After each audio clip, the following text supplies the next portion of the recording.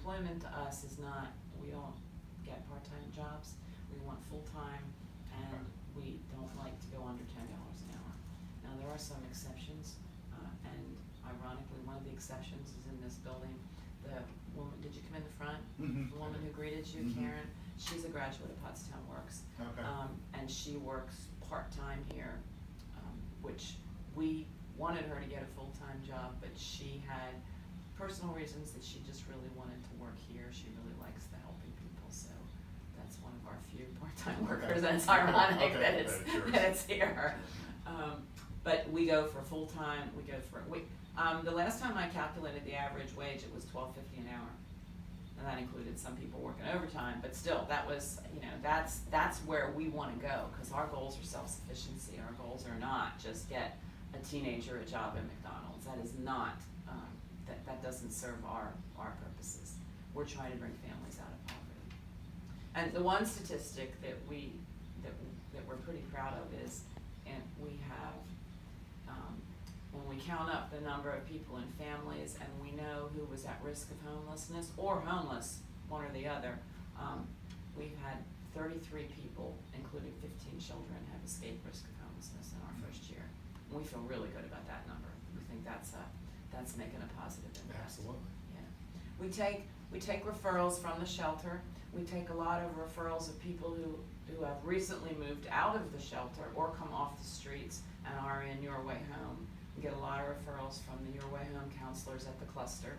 And then we have some people who aren't really in the system, but we know they're 3 months behind in their rent, so we know, you know, they're at risk.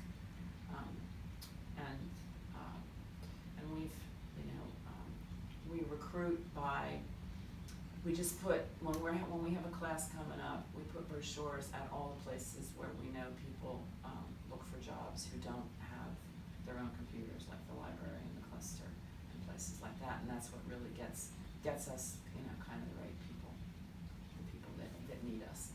We don't take people who aren't in poverty.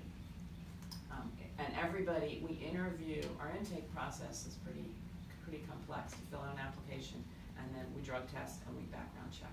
And we will take people, we won't take anybody who's not clean, but we will take people who have some criminal background. It just depends. Our criteria is that you have to be able and willing to work full-time, and unfortunately, if you've got a misdemeanor theft in your background, we can't get you a job. It's really hard, really, really hard. We have a guy right now who we got a job at Dana, and we had to get him a third shift job because he has some pretty serious pending drug charges, like possession with intent to deliver drug charges in Phoenixville, and he's going through the Chester County Drug Court program, right? He lives in Pottstown, but that's from his past, but the charges are from Phoenixville. So he's going through the Chester County Drug Court program, and you know how strict they are. You have random mandatories weekly, so we had to get him a third shift job because he has to be available to go to Westchester for a random test.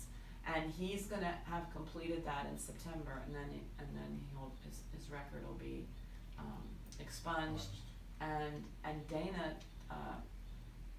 the recruiter for Dana took a shot on him anyway, and he's doing really well. He's a single dad of 3 kids. It's, you know, he's a good story.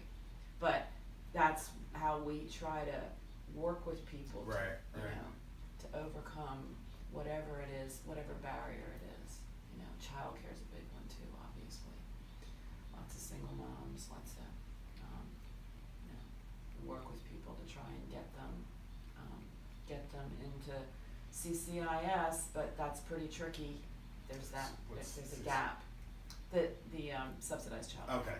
But there's a gap between, so you have to have your first 2 paychecks before you can get on the list.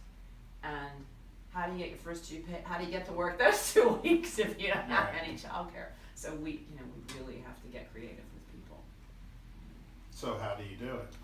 We have a woman who just started a job yesterday, and we told her that we don't care how you make this happen, but you find a friend who you trust, who can watch your daughter for a couple weeks for these work hours, you know, and then, and then it'll go from there. And maybe you promise them that when you get CCIS, you'll give the money to them and they'll have an income, you know, but you, most people have somebody if they just get aggressive about asking. And so she did, and we started her in a job, and, you know, we have our fingers crossed about that one. But she's gotta get through a couple weeks and then she'll be able to get the subsidized childcare.